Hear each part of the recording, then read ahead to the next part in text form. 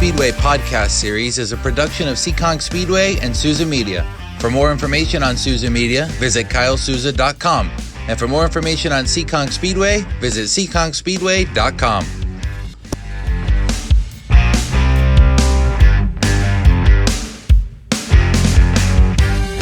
Week 2 is in the books at the Action Track of the East for 2023, and boy, do we have a lot to talk about in the latest edition of the Seekonk Speedway Race Day Rewind Report, recapping the racing action from Saturday night, May 13th, 2023. Again, the first Saturday night under the lights at the Action Track of the East for the 2023 season is in the books. Welcome back to the Seekonk Speedway podcast series.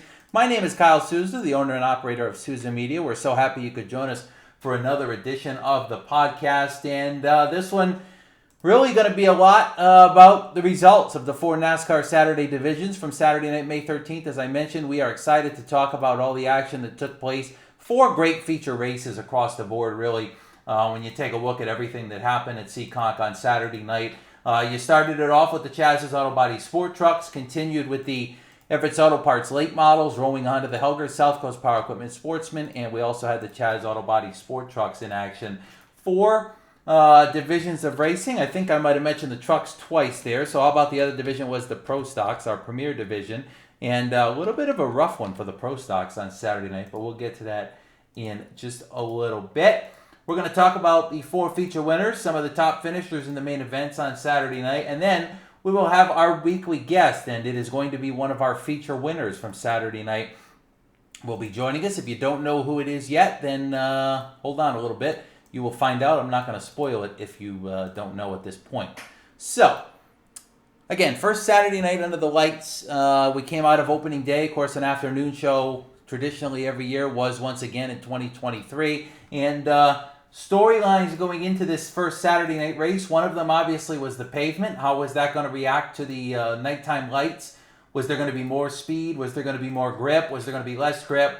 Those were some of the major storylines as far as the track goes. And, of course, we had some big winners on opening day that trying to go 2 for 2. Some drivers that struggled in week 1 trying to get back on track and rebound.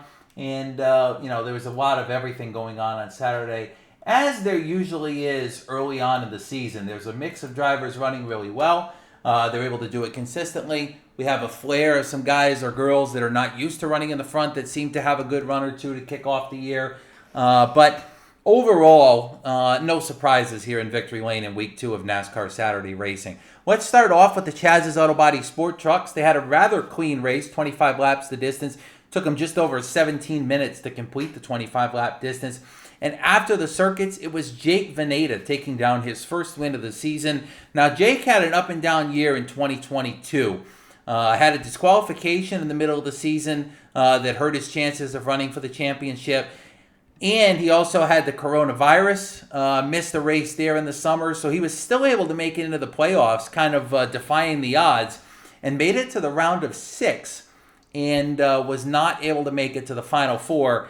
Didn't make it through that second round. However, he was able to win the final race of the season on championship night and end his year strong. He comes out on opening day, a decent run inside the top 10. Not exactly, I don't think, what he was looking for. But in week 2, the JDV Productions number 29 was on rails at the front of the field. Rolled off on the outside of the front row for the green flag, past Bobby Tripp right away. And after that, man, Vanada was flying, pulling away from Rick Martin. And, of course, you think back to last year, Jake had trouble with Rick Martin at the end of races on restarts. They're both very vocal about it with each other. They laugh and have fun with each other. However, Jake did not get the good end of the stick really any time last year when he raced Rick Martin on a restart on the front row. Martin would beat him every time. This year starts off well for Jake. A little bit of a different story. He's in the lead on the restarts. Martin to the outside once again. And this time it works out in his favor, getting the advantage on a couple of different restarts and pulling away. He won this race convincingly, and surprised with that, Jake was. He was a little bit surprised, told me in Victory Lane, hey, I didn't expect to win tonight. And, I think every driver goes to the track as much as they want to win every week. They know, hey, tonight the car or the truck's not going too good. We just want to have a good run and get out of here in one piece. And got a good starting spot, took advantage of it, and Jake Vanada, the winner in round number 2 for the Chaz's Auto Body Sport Truck. Second place in this one went to Martin. 2 podiums in the trucks to kick off his title defense after winning it last year in dominating fashion. Don't quite see the dominating speed we saw in that truck last year so far in 2023, but still a nice solid run for second. Amy Arsenal had a great truck on Saturday night.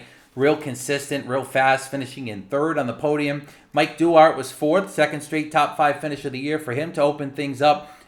And Mike Cavallero rebounded from a little bit of trouble on opening day to round out the top 5 in the Chaz Auto Body Sport Trucks. 6th place was Brittany Campbell, our opening day winner. 7th, Darrell Church. Dave Darling dropped down to the trucks to finish in the 8th spot in his first truck race of the season. Bobby Tripp, pole sitter, finished 9th, and Tom Scully, the 3rd, rounded out the top 10. A couple drivers did not finish this one, too. In fact, 17 trucks, a nice quality field. And Jake Vanada opened the season with a good one here. Win in week 2 is always a good thing, and we will see if he can get another one here. Sometimes you get one, you get a couple to kick off the season. We'll see if he's able to get number 2 here coming up in a couple more days with round number 3 of the NASCAR season. Second race on the track Saturday night was the late model division, 30 laps. Opening day, they had a great battle up front between Vinny Renegado, Luke LeBrun, and some other challengers. And man, this week was no different. Great racing in this late model division. We say it each and every year, but this late model division is so competitive.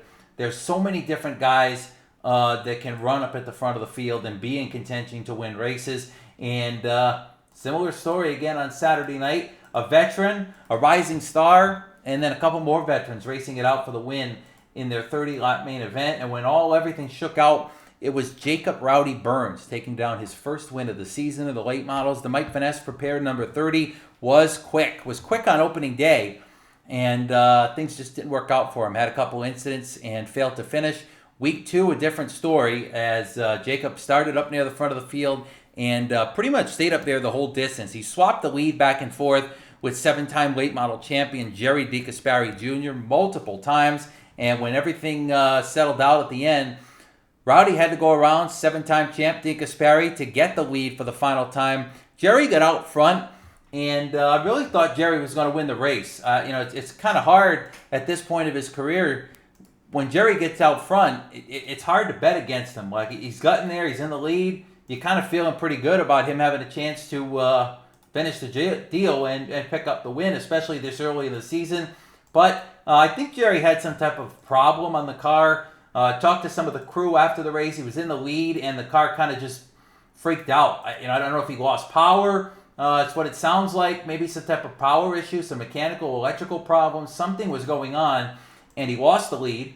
Slid up to the outside. Burns was able to get by him and take the top spot, and it wasn't much longer after that Jerry pulled off the track with some type of issue. Wasn't able to finish the race. So Jerry, unfortunately, in this one, reluctant to a 14th place finish in the 15-car field. But Jacob Burns took that to his advantage, getting out front and holding off all challengers to take down the win in week 2 for the late models. Great race here for second to the finish.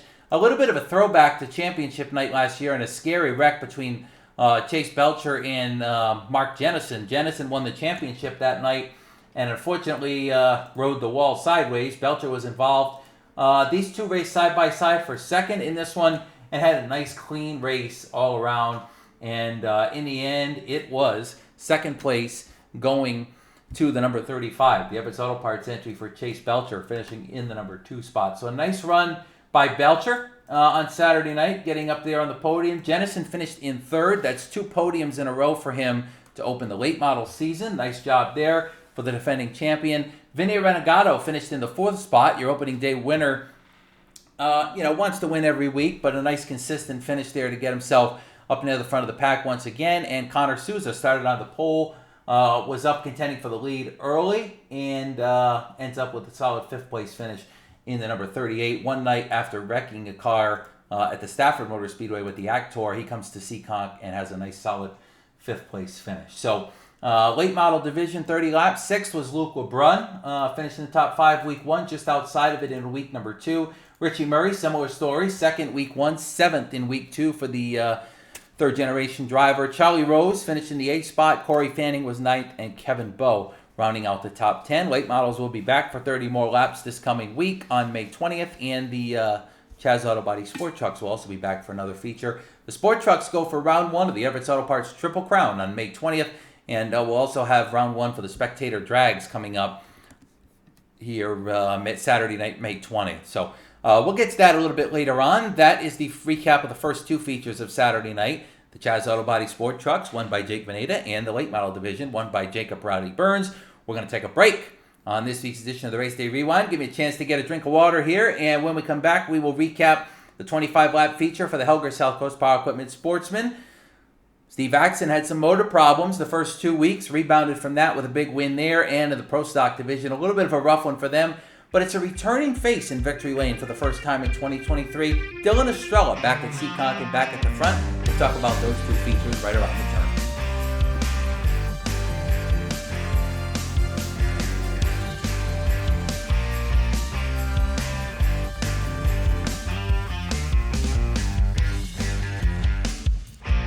All right, welcome back around the turn here. Next lap is underway on this week's edition of the Seekonk Speedway Race Day Rewind Report. And 2 feature winners already discussed here on this edition of the podcast. We mentioned Jake Vanada winning the truck feature, and it was Jacob Rowdy Burns picking up the big win in the late model division.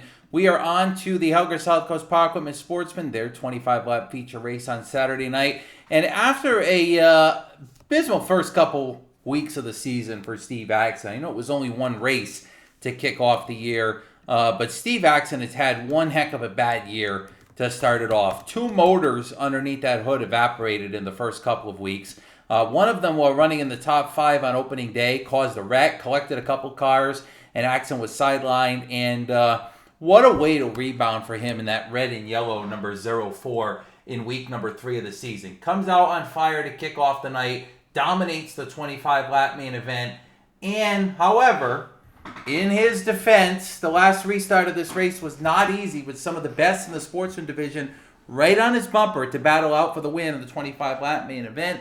But when push came to shove, it is Steve Axon taking down his first win of the season. Now, the former champion, again, the motor problems, certainly dire start to the year. Not only want to run up front, but in the pocket there with a couple of motor problems costing him some cash.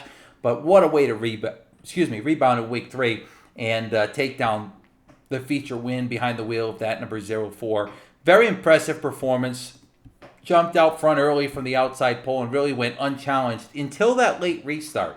Just a few laps to go. Caution flag comes out. He has Adam Petty to his outside, Chad Baxter up there, Colby Lambert, Ryan Lynham, your opening day winner, and he held everybody off, made it look easy. I know I'm talking it up like it was a big deal, but for a lap or 2, seemed like he might be in trouble. They were right there with him, but after a lap or 2, that thing was just on rails. He pulled away quickly, and big feature win for Steve Axon. Real happy for him to get the issue put behind him and go out there and take down the win in week 2. It's very hard for some of these guys and girls that have trouble early in the season, whether it be with wrecks or anything like that. It's difficult for them to put it behind them quickly, especially when it's a motor problem, and go out there and win. Winning is not easy at Seekonk Speedway in any division.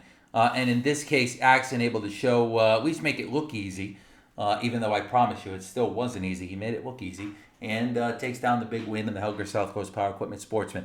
Adam Petty finished in the 2nd spot in this one. 2nd straight podium finish for him to open the year. This is a guy that I'm going to be watching this season as a dark horse in some sense. And I know dark horse sounds a little crazy for some people with Adam Petty, but when you look at this division, he's one of the drivers that you say may have a shot at contending for this championship when it comes down the end of the year. I think in the last 3, 4, 5 years, we've seen Adam really come into his own in the sportsman division. I'd say the last 2 years for sure. And with what he's been able to do up at the front of the field, winning races, contending for top 5s, he can definitely be a factor in this thing when it comes down towards the end of the year. So we will see what goes on as the 2023 season goes for this division, but I do expect him to win and win often in 2023. 3rd place in the 25-lap feature was your opening day winner, Flying Ryan Lynham. Nice rebound from the back of the field early with the handicap system. Winning opening day, had to start at the rear.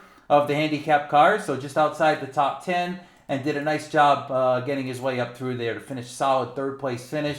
I know he wants to win, but having to come from the rear like that is very difficult, especially in this division with the talent level we have. So a good run for Ryan Lynham. Definitely something we'll be watching over the course of the year. If he's able to do that and come up to the field, I can see him winning a ton of races in this division and showing here in week number 2 that he is going to be able to do that. So keep monitor on that. Nice solid third place finish for him. Last week's guest here in the podcast, actually. So good run. Fourth place in this one was Colby Lambert. Made the Final Four in this division last year. Nice run in week 2 to get up there in the top 5. And fifth was Andrew Gomes. Excuse me, that's his son, Andrew Gomes. Chris Gomes drives the Sportsman. Andrew Gomes drives in the Bandolero on Fast Friday. It is Chris here. Started on the pole and a solid 5th place finish for him in week 2, returning to the Sportsman's division this year and having a nice run in the second week. Defending champion Craig Pianco was 6th. Chad Baxter finishing in the 7th spot, was running in the top 3 or 4 towards the end, just didn't shake out for him with the way the lanes worked out. And he comes home in 7th. Doug Benoit 8th, Chris Rio 9th, and 10th was Ed Perry. Nice run for Ed to get a top 10 here. Not quite the season start that he was looking for. I know he'll be looking to gain some more speed in that car in the next couple weeks and get up there and contend for the win, where I think he belongs, and I know he thinks he belongs as well. So there's your top 10 of the Sportsman's. Tough race on opening day for a couple of these guys. They rebound well, including Steve Axon in a big way to go out there and win the second race of the season for the Helgers South Coast Power Equipment Sportsman. 30 laps a little bit later in the year for them. 35 in the Triple Crown races. That'll be coming up in June, their first round of the Triple Crown, but these regular races to start the year at 25 laps. And the 25-lap feature, just 10 minutes, a little over 10 minutes to conclude. So nice run there for them. Pro Stock 40-lap are a little bit different. 37 minutes for a 40-lap Pro Stock feature. Certainly not what we want to see out of our top division as far as the accidents go on the track, but it does happen, ladies and gentlemen. It is part of racing, and we had a ton of accidents on Saturday night in the Pro Stock division. It's a mix in this division this year. You got a mix of drivers that have been around a long time. Rick Martin, Bobby Pellin, Kenny Spencer, Colby Fournier, Mark Dennison, the defending champion. However, you've also got a mix of some rookies and some upcoming guys in this division, like Mike Rotundo, like Ken LaValle. Jeremy Lilly's run Pro Stocks, but it was a while back, so he's trying to get accustomed back to the Pro Stock division this year. So a mix in this division this year, and it might create some havoc at some points with some extra caution flags, and we saw that on Saturday night. But the race for the win was phenomenal up at the front of the pack. I was very impressed with everything that happened racing for the lead and the win. Kenny Spencer on opening day raced for the win a lot. In that one, inside the top 3, had to go to the rear after some contact, sent Dylan Estrella spinning. Week 2, he's up racing for the lead again. Oddly enough, with Dylan Estrella, those two went back and forth, a complete slugfest for the lead. Rather clean overall. And in the end, Kenny goes around in the number 0. He overdrove turn 1, I think, just a little bit. They made a little bit of contact. Spencer goes spinning in turn number 1, and his chances of winning are gone again in week 2. Kenny Spencer is going to win a race before long if they keep the speed in that 0 that they have right now. He is really fast. Very impressive to me what Kenny's been able to do in that car in the first couple weeks. So we will see what happens as the season goes along in this division. I think Dylan Estrella, of course, comes out in week 2 and picks up the big win. It's expected that he's going to win. I know maybe not right away. Some people didn't think he'd pull it off that quickly. But I'm not surprised at all that Dylan Estrella is our winner here in week number 2. Got the lead late after that contact with Spencer. Spencer went into turn 1 underneath him. Slid up. They made contact. Kenny goes around, and it is Estrella who drives away from it and eventually drives away from the rest of the field on a restart there in the final couple laps to take down the feature win. Dylan is going to be a threat this year. I think we touched on it in the opening day podcast recap that Dylan, of course, going to run the touring series a bit last year with the Granite State Pro Stock Series and has come back this year in a big way, trying to regain some Seekonk mojo and get to victory lane. And, working out pretty good here in week number 2 to already be on top of his game and take down the feature win. So very impressed with everything that he's been able to do. And we will keep watch on what happens with him going forward in that number 46. Definitely think he's going to be a factor throughout the season.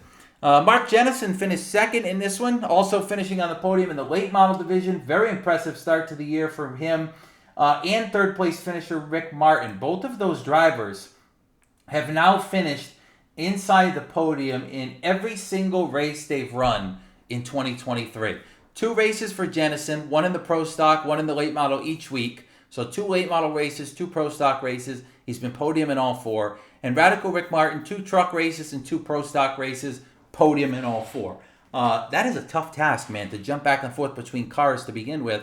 But to do it that well and finish on the podium is very impressive. So we'll keep watch on if those guys can keep that streak up. Tommy Adams finished 4th in the 40-lap Pro Stock feature. And a real nice run here for Bobby Pellin to round out the top 5 in the number 12. Also, Danny Tebow, great run for him finishing in 6th. I think I said earlier Kenny Spencer didn't finish. I'm mistaken. He did finish. Finished 7th, was able to get a couple spots there at the end, so decent run considering for him. Mike Rotundo, the rookie contender in the Rolly Lindblad Special number 48, he finished 8th.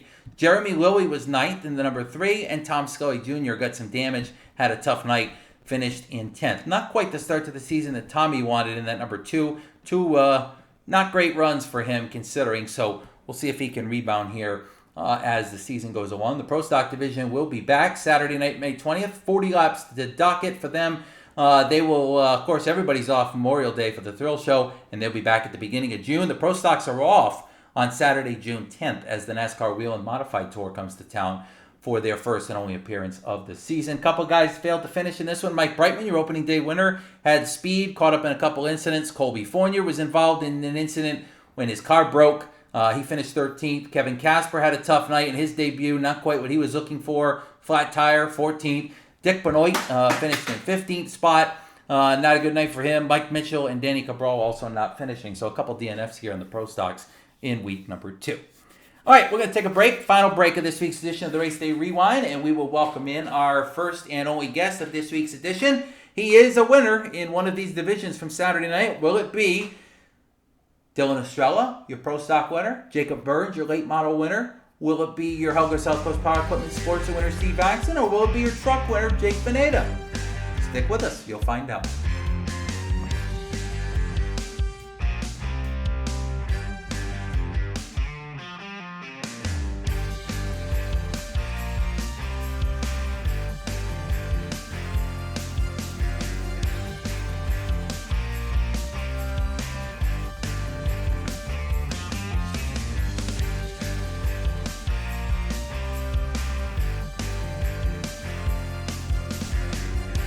All right, welcome back. Final segment of this week's edition of the Seekonk Speedway Race Day Rewind podcast. Talked about all the racing from last Saturday night, May 13th. I have a guest on the line here with me, and he is one of the winners, as I mentioned. Kind of keeping it secret who the guests are here and make you hang on until the end. But he won the Chaz Auto Body Sport Truck feature on Saturday night. We talked about Jake Vanada picking up that impressive victory, getting out front there early on and pulling away, and I think he was a little bit surprised that he won that race. We'll chat with him about that in a second. But Jake, before we get to this year, didn't get a chance to talk to you towards the end of last year, so just want to trail back.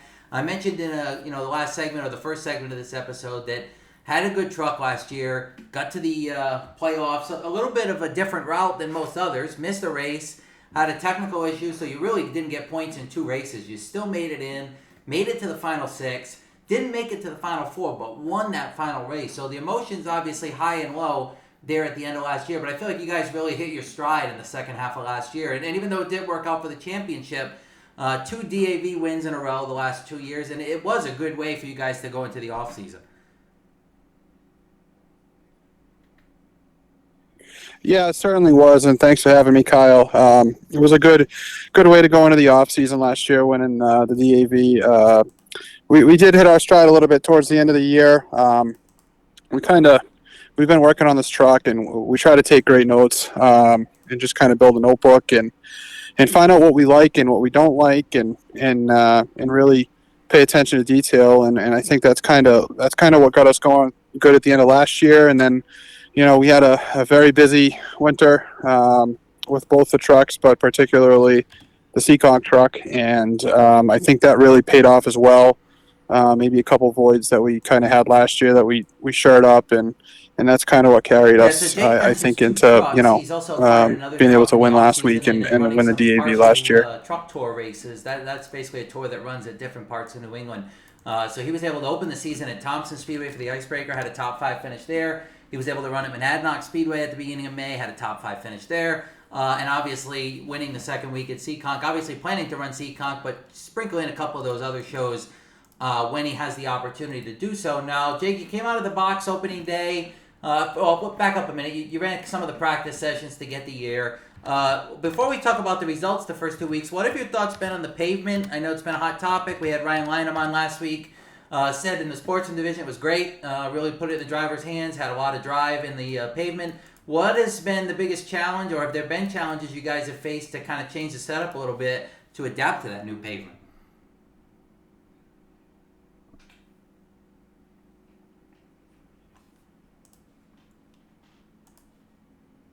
Well, it's kind of been really interesting, Kyle. On our end, we made so many changes to our truck and kind of got things a little bit closer to how we like to do them, that we kind of were deciphering in the practice, and even in the first week, what was the pavement, what was our truck, what are we working around here, how do we move forward.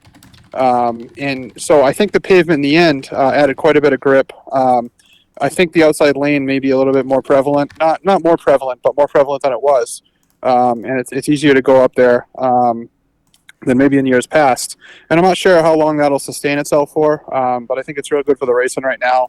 If the guy's just a little bit tight on the bottom, you can really, you kind of hold them down there, and if you get pointed straight enough, get a nice run down straightaway, and you have a ton of Yeah, momentum, and he so doesn't. Linus So, said a similar thing. So it's good to I know. think the We biggest certainly thing have is, people though, that are is saying similar things, it's especially tighten the with the trucks different up and the divisions. cars up quite a bit But there. let's get to the win Saturday night. Came out That's opening day, had a that's been the decent biggest run. thing I don't I've think noticed. exactly what you wanted to start the year, but one piece came out of the first week with a solid finish overall. And you go out there in week 2, roll off on the outside pole, and pretty much walk the field there in the second half of the race. I mean, opening day wasn't bad.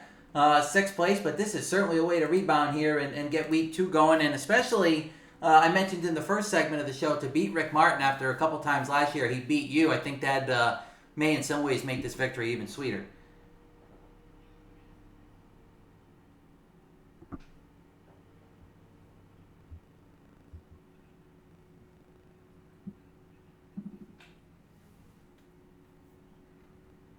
Yeah, I mean, it's a pleasure to race with Rick and all the guys in that truck division, and girls for that matter.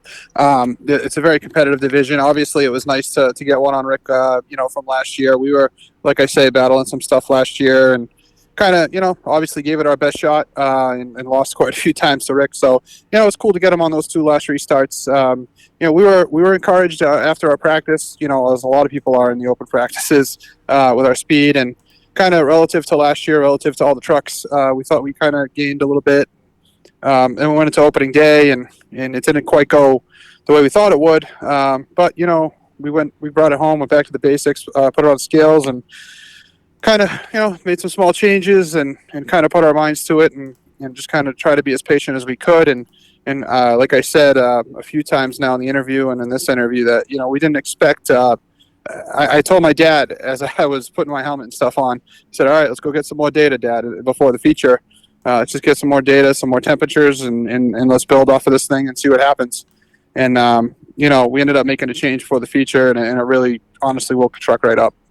So, hoping to keep Yeah, trending in that direction. so at the end of the We race have there, we some talked in really Rick. good You minds in came this truck obviously division right off now the working on these things. So microphone, we got to but keep getting it better. seemed to me like you I thought know the truck that. We're still not had going to more stand in it. You pat. guys could make gains, so See that's where going to we give are you now, confidence here as we and move move forward forward. from here, Knowing that and there is hopefully more keep speed in the improving. truck, But and I think definitely that grateful to turn based on around all after the the different first week. drivers We were I've pretty talked to, it discouraged, seems so like it's going to be it an was a good thing. ever-changing track this year with the pavement. That's going to create quite the curveball for you guys, especially as we get into the hot summer months, and then when the track gets really slick in July and August, it could change the setups, I think, quite a bit week to week, which is going to keep you guys on the really on your game if you want to stay winning up front.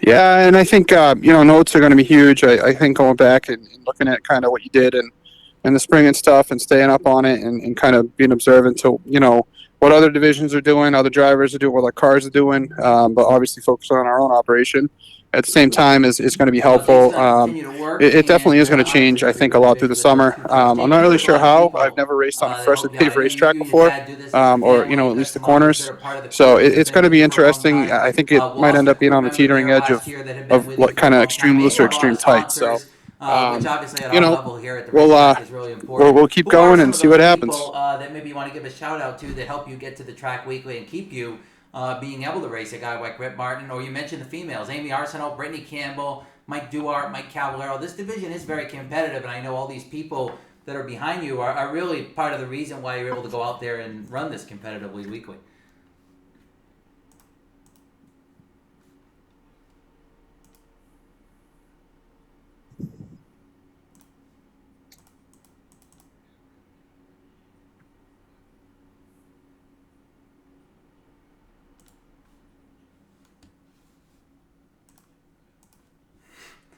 Yeah.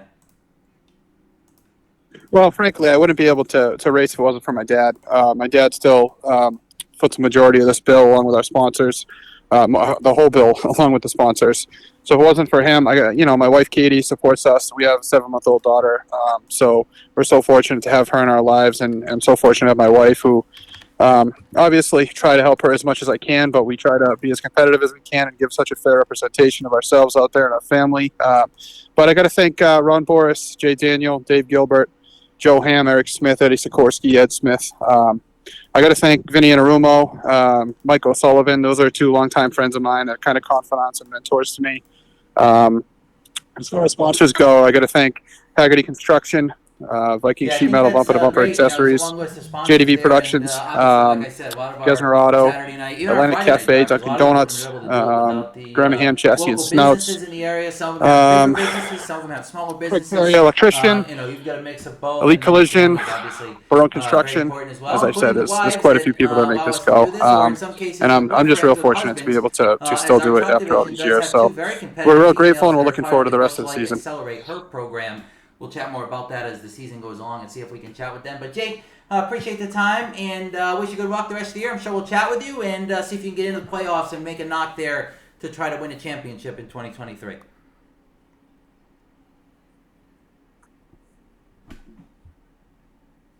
All right, thanks to Jake for joining us on this week's edition of the Race Day Rewind podcast. So that's basically going to do it here. We recapped all 4 races as part of our Saturday Night Showdown on May the 13th. Again, our winners, Jake picked up the win in the Chaz Auto Body Sport Truck Division. In the Sportsman, it was Steve Axon taking down the win. In the Pro Stocks, Dylan Estrella returns to Seekonk Speedway for the first time in a few years this year and gets right to victory lane in the second Thanks a week. lot, Kyle, and Of thanks to course, all the the only fans other that come feature out was and the late support us. models, and it was Looking forward to Rowdy hopefully see you Jacob Saturday Burns night if it doesn't rain in here. victory lane. Jake mentions the weather, depending on when you're listening to this podcast.